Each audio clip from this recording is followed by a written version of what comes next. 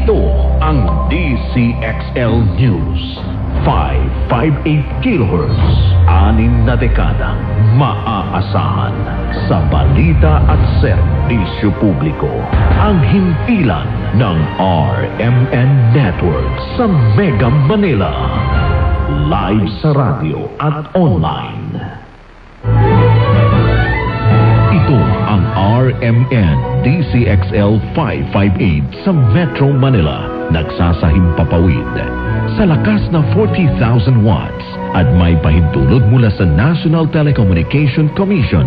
Ang RMN DCXL 558 ay nasa Atlanta Center, Annapolis Street, Green Hills, San Juan, Metro Manila. At ang aming transmitter site ay nasa Barangay Taliptib, Bulacan, Bulacan. Ang aming pangkat teknikal ay pinangungunahan ni na Engineer Dominador Abogado, ECE License Number 006941, Valentin Villasica, License Number 95-1PNCR-12804, Resurrección Albesa, License Number 95-1PNCR-12902, Erwin Makatangay, License Number 95-1PNCR-13105, Cecilio Belenso, License Number 93-1PNCR-4837, Alex Abelon, License Number